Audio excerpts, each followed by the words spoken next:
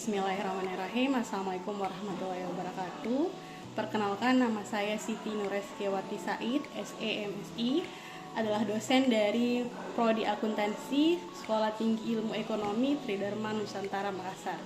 Baik, saat ini saya akan memaparkan mata kuliah saya, yaitu Akuntansi 1. Oke. Selanjutnya deskripsi singkat mata kuliah. Jadi pengantar akuntansi ini merupakan mata kuliah yang mempelajari tentang pengertian umum laporan keuangan. Tapi sebelumnya kita harus pelajari dulu mulai dari bagaimana caranya menganalisis transaksi keuangan, melakukan penjurnalan, memposting ke dalam buku besar, kemudian membuat neraca saldo, membuat jurnal penyesuaian, lalu kita membuat lagi neraca saldo setelah penyesuaian, lalu membuat laporan keuangan. Setelah dibuat laporan keuangan, ada lagi yang namanya jurnal penutup dan juga jurnal pembalik. Jadi seperti itu siklus akuntansi yang akan kita pelajari 1 semester ke depan. Nah, kemudian terkait dengan media pembelajaran. Jadi media pembelajaran yang akan kita gunakan 1 semester ke depan ini bisa slide, PowerPoint, internet, kemudian fasilitas seperti laptop, LCD ataupun papan tulis. Nah, kemudian untuk penilaian untuk penilaian diskusi saya berikan persentase bobot penilaian sebesar 25%. Untuk kuis saya berikan bobot 25%. Untuk ujian MIP saya berikan bobot penilaian 20%, dan untuk ujian akhir saya berikan bobot penilaian sebesar 30%. Nah, selanjutnya saya akan bacakan sub CPMK Yang pertama itu adalah mahasiswa mampu membangun hubungan baik antara dosen dengan mahasiswanya. Hal ini itu dibahas pada pertemuan pertama, yaitu kita lakukan perkenalan dan juga pembahasan tentang kontrak perkuliahan. Nah, kemudian CPMK yang kedua, mahasiswa menjelaskan pengertian akuntansi, pengguna informasi akuntansi, kemudian tentang persamaan dasar akuntansi. Sub CPMK berikutnya, mahasiswa mampu menjelaskan karakteristik perusahaan jasa. Kemudian sub CPMK yang keempat, mahasiswa mampu mencatat transaksi ke dalam jurnal, lalu mampu memposting jurnal ke dalam buku besar. Nah, yang kelima, mahasiswa menganalisis transaksi terkait data, penyesuaian air jurnal, penyesuaian. Selanjutnya yaitu mahasiswa menyiapkan neraca lajur dan menyusun laporan keuangan. Kemudian sub CMK berikutnya, mahasiswa mampu menyelesaikan siklus akuntansi perusahaan jasa, dan selanjutnya mahasiswa mampu menjelaskan terkait dengan karakteristik perusahaan dagang. Sub CMK berikutnya yaitu mahasiswa mampu mencatat transaksi ke dalam jurnal umum. Baik, bismillahirrahmanirrahim. Assalamualaikum warahmatullahi wabarakatuh. Waalaikumsalam warahmatullahi wabarakatuh. Hari ini kita akan belajar terkait akuntansi dalam aksi.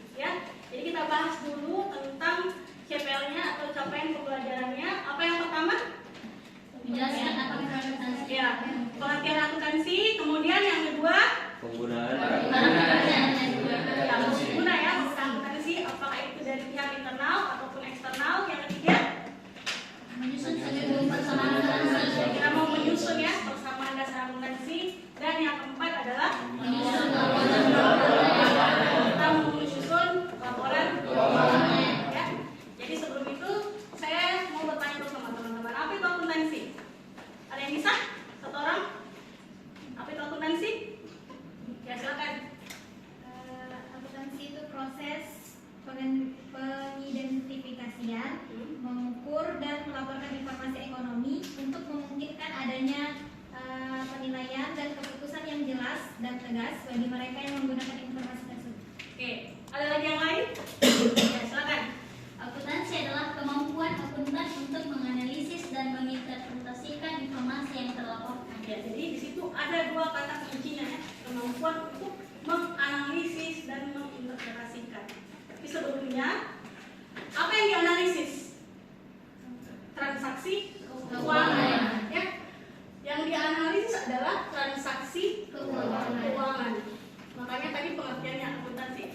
adalah kemampuan akuntan dalam menganalisis. Yang dianalisis adalah transaksi keuangan. Kemudian apa lagi setelah dianalisis?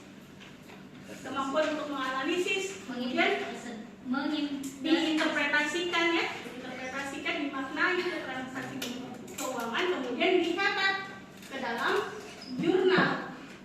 Sudah biasa dengar istilah jurnal? Apa itu jurnal? Catatan. Kita mencatat. Setelah dianalisis, diinterpretasikan, kemudian dicatat ke dalam jurnal, lalu diposting ke dalam buku besar. Besar. Setelah itu dibuatlah yang namanya apa? Neraca saldo.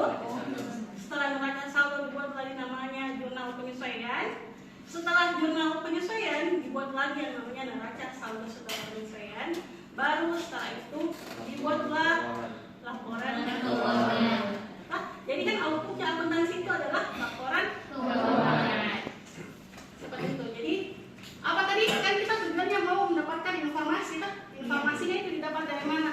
Didapat dari laporan keuangan. Ada beberapa jenis-jenisnya. Jadi berdasarkan pengertian akuntansi yang tadi, mulai dari proses apa tadi? Menganalisis, menginterpretasikan, itu nanti yang akan kita bahas satu semester ke depan sampai dengan ada yang nanti namanya jurnal penutup dan jurnal pembuka. Kembali. Jurnal kembali. Ya. Jurnal kembali seperti itu. Nah, jadi bertahap yang kita bahas dulu ini baru siklus yang pertama dulu. Ini bagaimana saya menganalisis dan melakukan penjurnalan. Sudah paham ya semua? Iya. Oke. Ada yang mau bertanya lagi sampai sini? Sudah jelas terkait dengan pengertian akuntansi? Jelas. Oke. Yang kedua apa deh? CPL capaian pembelajaran yang kedua?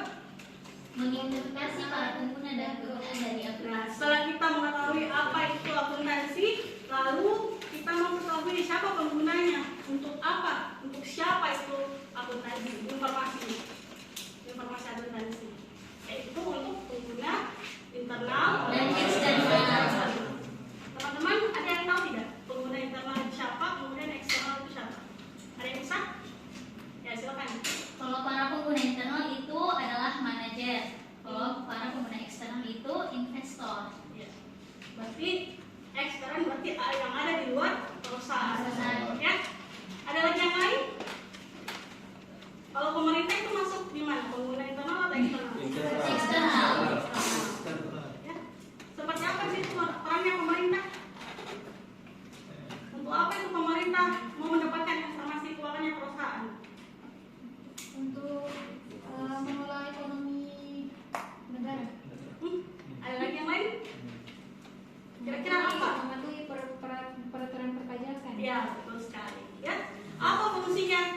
Fungsinya adalah pemerintah ingin mengetahui tentang pajak yang dikenakan untuk perusahaan yang dikenakan. Itu fungsinya, fungsi pajak. Paham ya sampai sini? Iya, Bu. Siapa lagi pengguna internal? Tadi sudah disebutkan oleh siapa namanya? Nurlina. Ya, Nurlina. Selain itu siapa lagi? Yang internal. Manajer ya tadi. Iya. Kemudian siapa? Manajer pemasaran, penyedia produksi, direktur keuangan, dan para pegawai perusahaan. Ya, tapi dia jadinya skopnya internal. Nah, kalau eksternal selain pemerintah investor siapa lagi? Kreditur. Ya. Untuk apa kreditur mengetahui informasi keuangan perusahaan? Kreditur. Pemasok menjual saham berupa bukti kepemilikan perusahaan. Kreditur itu siapa kan? Yang meminjam menggunakan informasi tersebut untuk mengevaluasi resiko. Seperti? Bank Ya, bang. Apa fungsinya? Kenapa bang harus tahu informasi keuangannya perusahaan? Mengevaluasi resiko. Ya, Dari mengevaluasi pemberian kredit. risiko. Untuk menilai bagaimana kemampuan perusahaan, sejauh mana bisa tidak perusahaan tersebut membayar utangnya atau Iya, meminjam. ya? Paham ya semua? Iya. Oke, selanjutnya apa lagi? SKS. Ya, capaian pembelajaran yang ketiga apa? Menyusun persamaan Oke, menyusun persamaan dasar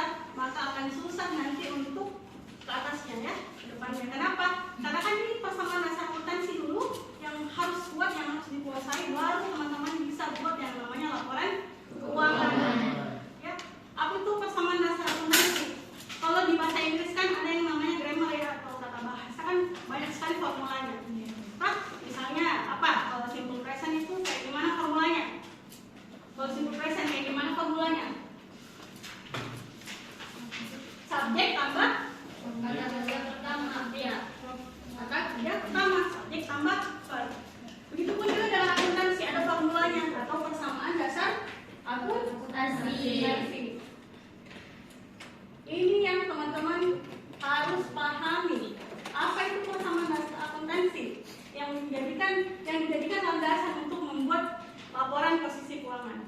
Yang pertama adalah aset sama dengan liabilitas ditambah ekuitas. ditambah Ekuitas. ekuitas. Jadi ini ya formulanya. Sama dengan formula bahasa Inggris. Aset sama dengan liabilitas ditambah ekuitas. Ya. Jika nilai asetnya suatu perusahaan itu 100 juta, nanti ketika kita membuat persamaan dasar akuntansi, nilai liabilitas ditambah dengan ekuitasnya juga harus 100 juta. Harus sama ya. Seperti itu. Kalau tidak sama, kenapa? Berarti ada kesalahan. Apakah itu dalam hal mencatat ya? Mungkin ada kesalahan pencatatan, kesalahan penjurnalan ya, mungkin seperti itu. Jadi kita harus cross check ulang sisi mananya yang salah. Paham sampai sini ya? Ini persamaan dasar akuntansi. Lalu kemudian aset. Kita mau klasifikasikan aset itu apa? Sumber daya yang dimiliki perusahaan. Ya, sumber daya. Seperti apa itu contohnya? Aset. Gedung, Ya, betul. Tanah, ya. Gedung. Apalagi? Kendaraan. Apalagi? Ya, bisa juga ya. Apalagi? fasilitas, Fasilitas kan tadi ya. Bangunan, tanah. Kemudian ada yang namanya, kalau misalnya dia perusahaan dagang, ada yang namanya persediaan. Kalau kayak dia jualnya apa biasa? Jual apa? Misalnya sembako kan, persediaannya sembako. Nah, gitu. Apalagi? Kalau piutang, dia masuk aset tidak? Piutang. Siapa yang bilang masuk? Kalau piutang masuk aset tidak? Tidak ada yang, siapa yang ada basic akuntansinya? Piutang masuk aset tidak? Masuk. Ya? Apa bedanya utang sama piutang? Utang kita yang meminjam uang, Ya. sedangkan piutang kita yang meminjamkan. Ya, betul ya. Paham ya bedanya? Kalau utang berarti kita yang meminjamkan. Sorry, kalau utang kita yang meminjam. Ya, kalau utang kita yang meminjam, kalau piutang kita yang meminjamkan. Contohnya seperti apa? Kalau saya membeli, misalnya spidol, harganya 10.000, secara kredit, itu masuk utang atau piutang? Utang. Membeli spidol secara kredit. Utang. Saya bilang utang. Utang kenapa? Karena membeli secara kredit. Berarti saya berutang kan? Iya. Maka harus dicatat sebagai utang. Tapi kalau saya menjual piutang. Kalau saya menjual secara kredit, berarti saya sudah berikan ini spidol kepada customer, misalnya seperti itu, tapi belum dibayarkan. Maka itulah yang disebut sebagai piutang. Kenapa itu diakui sebagai aset atau harta? Karena milik kita. Kenapa? Belum ada fisiknya, tetapi sudah diakui sebagai aset. Kenapa? Nilai apa? Ya, itu kan nanti bakalan ditagih toh. Misalnya ada periodenya dalam jangka waktu berapa ditagih itu penjualannya. Ya, dan tetap diakui sebagai aset. Ada lagi contohnya aset? Apa lagi? Kalau ini spidol dia masuk apa? Yang habis pakai. Spidol, kertas. ekuitas, Iya, itu aset. Masuk apa? Dia kategorinya. Persediaan atau perlengkapan? perlengkapan, Perlengkapan karena habis pakai. pakai, Sampai sini paham ya? Nah, jadi kan tadi sudah dijelaskan ya terkait dengan siklus akuntansi yang pertama kan? Apa ya siklus akuntansi yang pertama tadi yang saya jelaskan yang paling pertama? Apa yang paling pertama? Pengertian yang akuntansi, Bukan yang paling pertama Pak. Transaksi keuangan. Nah, jadi itu dulu yang kita analis transaksi keuangannya. Transaksi keuangan seperti apa? Nah, seperti yang tadi. Apakah itu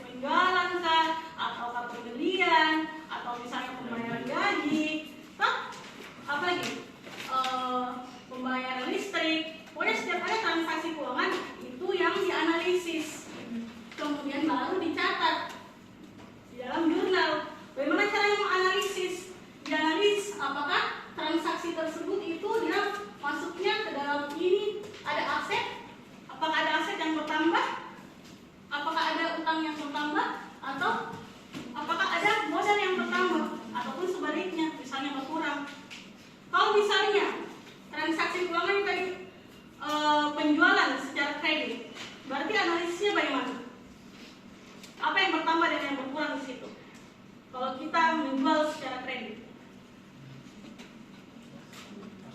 saya menjual ini spidol secara kredit. Kira-kira kalau kita patokannya ini persamaan dasar akuntansi bagaimana? Menjual, berarti apa yang bertambah dan berkurang? Menjual ya, menjual. Iya, asetnya yang bertambah. Apa? Aset berupa apa? Buat. Menjual secara kredit. Kan belum ada uangnya, tak? Berarti apa? Berarti asetnya yang bertambah. Ya aset berupa Piutang. ya aset berupa Piutang. piutang. Berarti piutang kita yang bertambah, tak? Iya. Seandainya saya menjual secara tunai, apa yang bertambah? Kas. Kita sih itu di siklus akuntansi pencatatannya kas pada apa? Penjualan. Kas pada penjualan. Misalnya nilai spidolnya ini 10.000, berarti saya catatnya nanti 10.000. Kasnya bertambah 10.000, juga 10.000. Nah, penjualan ini sama halnya dengan pendapatan. Pendapatannya itu masuk di mana, Bu? Kalau kita mengacu pada persamaan dasar akuntansi, masuknya ke dalam ekuitas. Ada 4 ya, ada 4 yang mempengaruhi ekuitas. Yang pertama adalah pendapatan.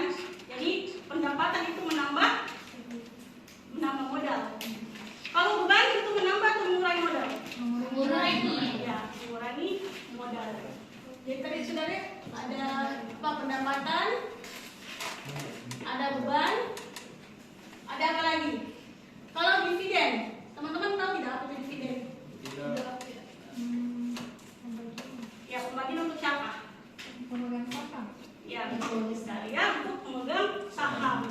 Jadi nanti kan itu investor kan ada sahamnya sekian persen. Nanti ketika perusahaan mendapatkan laba nanti, berarti perusahaan itu wajib memberikan dividen kepada investor. Seperti itu. Berapa persen tergantung dari pemilikan sahamnya. Kalau saya cuma 5% ya, berarti 5% dari laba yang didapatkan. Kalau price, Penggunaan pribadi. ya penggunaan pribadi atau pengambilan pribadi oleh investor. Ya, itu juga bisa mengurangi modal. Jadi yang menambah itu pendapatan ya, beban mengurangi, dividen mengurangi, price mengurangi. Nah, berarti ini kasnya bertambah, pendapatannya juga ikut bertambah. Nanti itu akun pendapatannya itu bertambah. Nanti selanjutnya nanti kita bahas terkait dengan posisinya ya. Misalnya setiap akun itu ketika bertambah, apakah dicatat di posisi debit atau dicatat di posisi kredit. Sampai sini paham dulu ya. Kan kita baru ini menjelaskan terkait dengan persamaan dasar akun akuntansi. Ada lagi yang mau ditanyakan sebelum kita lanjutkan ke akun berikutnya yaitu utang dan juga modal? Ada? Tidak ada? Oke, lanjut ya. Yang kedua adalah utang, liabilitas atau utang. Nah, jadi utang tadi kan saya sudah jelaskan ya transaksinya gimana kalau misalnya kita catat itu atau menganalisis sebagai utang. Kalau misalnya apa tadi?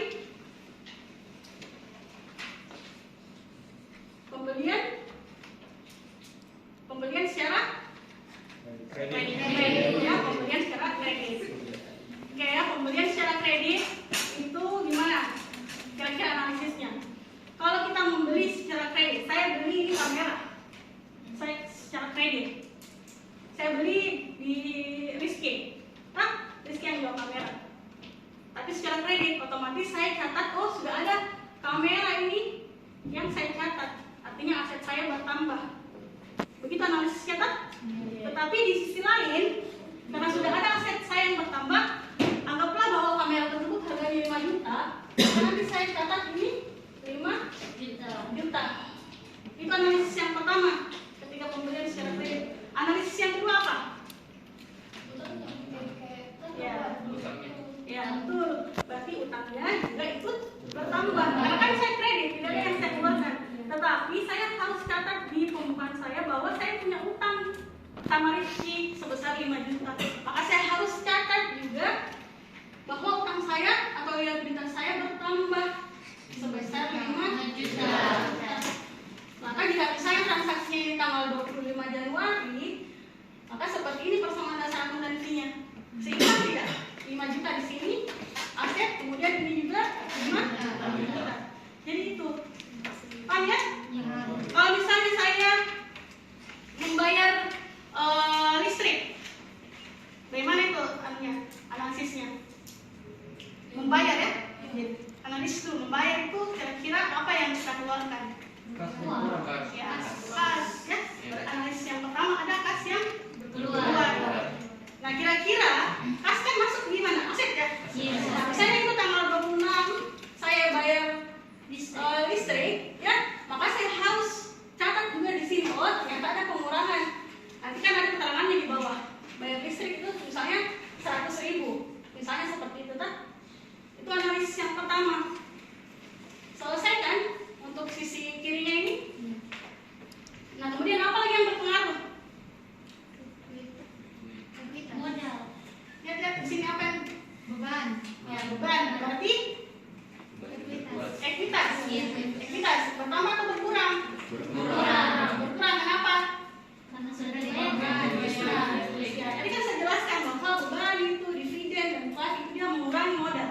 Maka karena di sini tadi dia transaksi keuangannya itu membayar listrik, otomatis aset sudah dianalisis itu satu. Kemudian yang kedua adalah ekuitas, yaitu beban berkurang. Maka ditulislah di sini berkurang sebesar 100.000.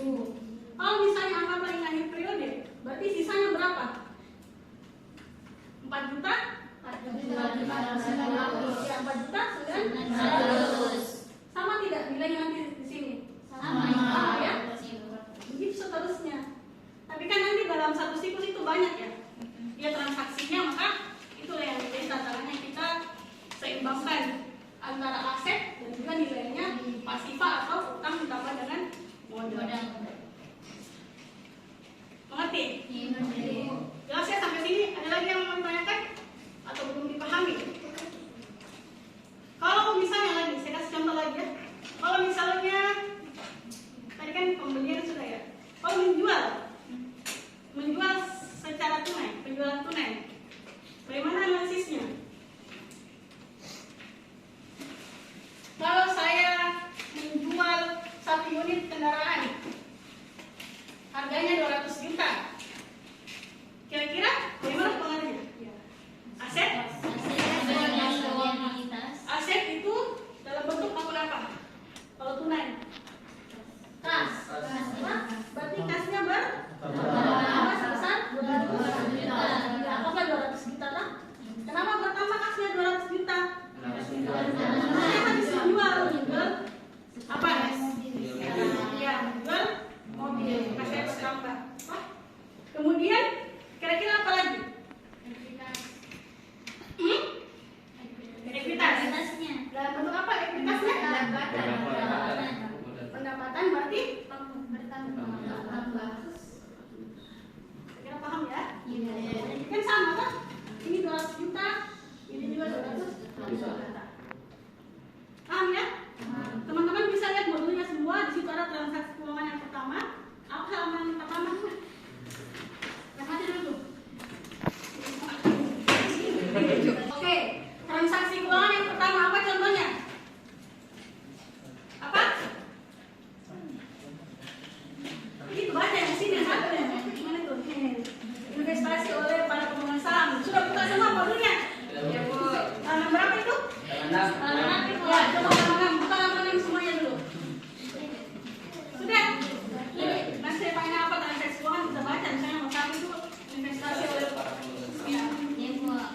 Oke, mulai deh. Ya, Oke, jadi transaksi keuangan ya. Apa transaksi yang pertama? Investasi Yang pertama investasi oleh pemegang saham. Kita mau analisis dulu ya. Bagaimana kira-kira di situ pencatatannya atau penjelasannya kalau transaksi keuangannya adalah investasi oleh pemegang saham. Kita mau masukkan ke dalam persamaan dasar akuntansi. Kalau kita mau analisis, misalnya saya sebagai seorang investor, saya uang saya sebesar 10 juta di perusahaan PT XYZ. Kira-kira bagaimana persamaan dasar akuntansinya? Saya sebagai investor, saya investasikan uang saya senilai 10 juta ke PT XYZ. PT XYZ catat bagaimana? Modal Kas. Saya investasikan uang ke Asetnya bertambah. ya aset dalam bentuk Kas. Pak, berarti 10 juta. Kemudian analisis yang kedua apa? Modal itu bertambah. Maksudnya kan kita likuiditas Pak 10 juta. Seperti itu. Kan seimbang kan? Kemudian apa lagi yang kedua transaksi keuangannya? Membeli perlengkapan secara kredit. Ya, membeli perlengkapan secara kredit. Kalau saya misalnya membeli perlengkapan secara kredit, kira-kira itu dia pengaruhnya bagaimana? Membeli, analis dulu. Membeli itu kira-kira asetnya bertambah tidak atau berkurang? Kalau kita membeli, Tapi identitasnya berkurang. siapa yang bilang bertambah? Satu orang bilang bertambah.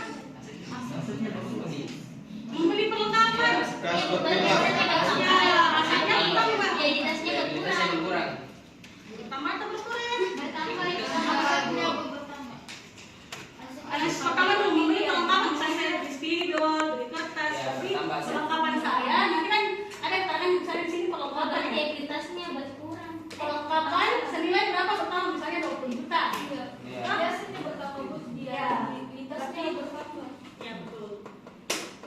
Ya, berarti perlengkapan karena kita membeli otomatis aset perusahaan bertambah sebesar 20 juta. Itu analisis yang pertama ya. Kemudian kita pindah lagi. Apakah dia masuk liabilitas atau ekuitas? Dia masuk liabilitas. Kenapa? Karena usaha. Ya, karena kita apa? Kredit. Menjual ya tadi. Kita membeli secara kredit. Otomatis utang kita bertambah atau berkurang? Bertambah senilai berapa? 20 juta. Jadi perusahaan XYZ itu tetap harus catat bahwa utangnya bertambah sebesar 20 juta. Paham ya sampai sini? Kemudian apa lagi transaksi keuangannya? Memberikan jasa dan menerima pembayaran tunai. Apa? Memberikan jasa dan menerima pembayaran tunai. Memberikan jasa. Seperti apa itu kalau kita memberikan jasa? Contohnya? Oh, misalnya saya ada usaha laundry, ya, ada usaha laundry. Jasanya itu apa? Mencuci bajunya orang. Nah, pengakuannya itu bagaimana? Kita catat sebagai apa? Bagaimana? Bagaimana pencatatannya? Kalau seperti itu. Kalau pembelinya membayar Ya, kalau pembelinya membayar, tapi kan kalau laundry biasa jarang ini ya dibayar di muka. Nanti ketika selesai jasanya baru dibayarkan. Berarti masuk? Masuk apa? Masuk apa?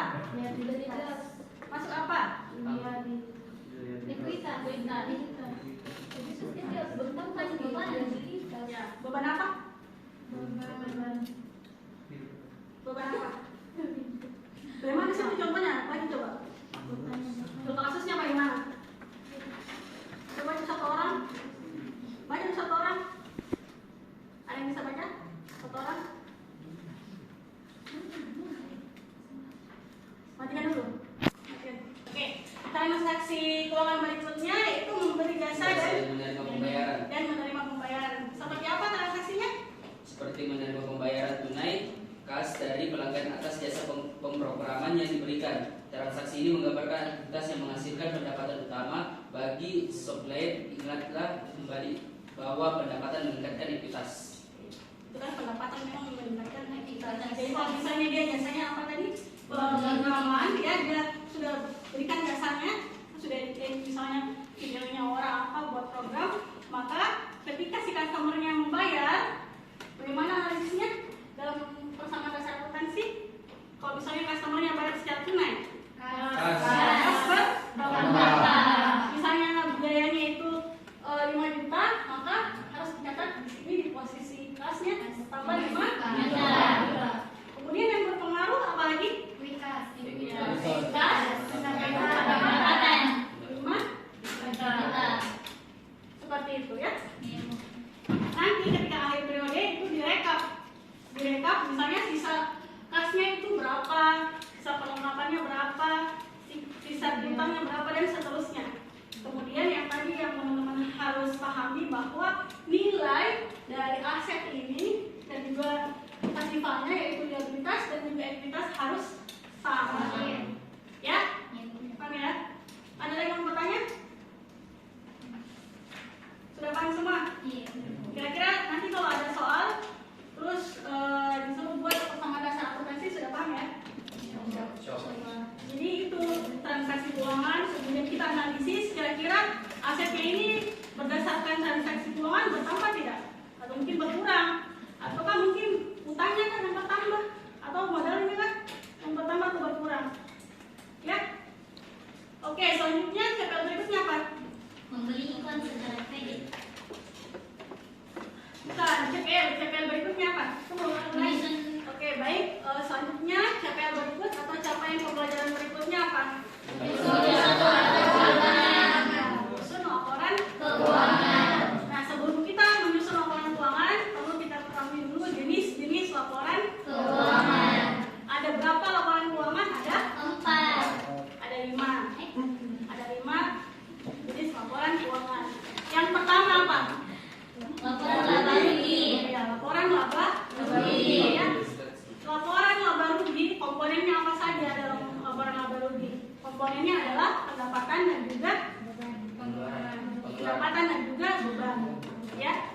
Kalau misalnya pendapatannya lebih tinggi nilainya dibanding dari bebannya, maka itu dikatakan laba atau rugi?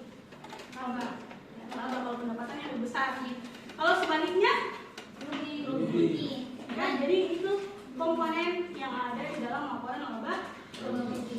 Kemudian setelah itu jenis laporan berikutnya adalah Saldo laba. ya, atau laporan perubahan modal.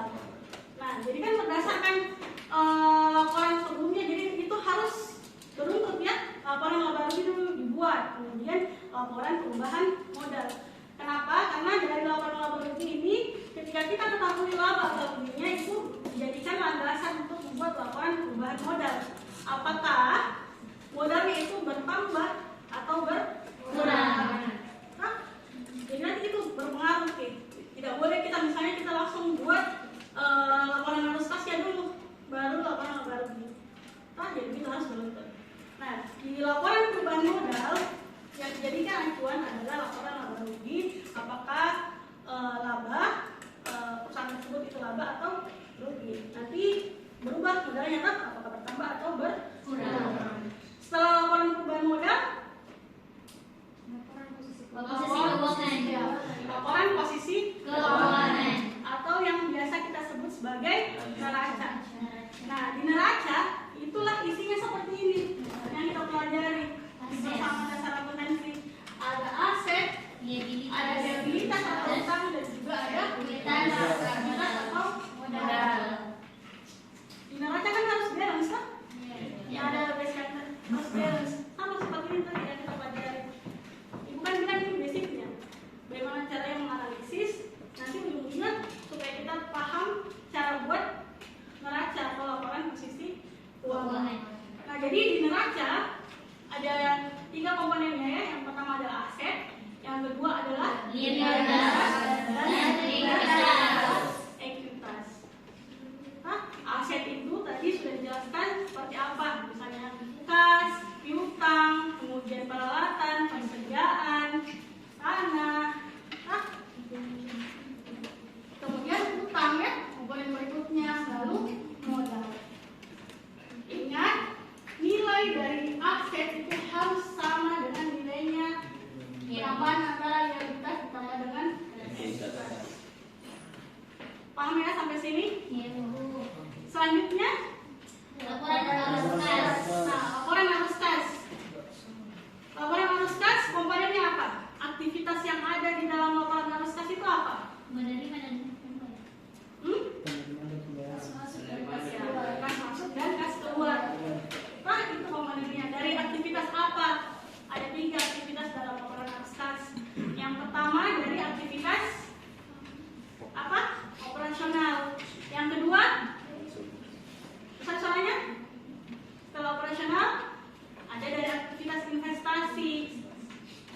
bisa kasnya masuk dari aktivitas investasi. Kan banyak orang biasa invest perusahaan ini dia supaya modalnya semakin banyak dia invest ke dananya di perusahaan lain.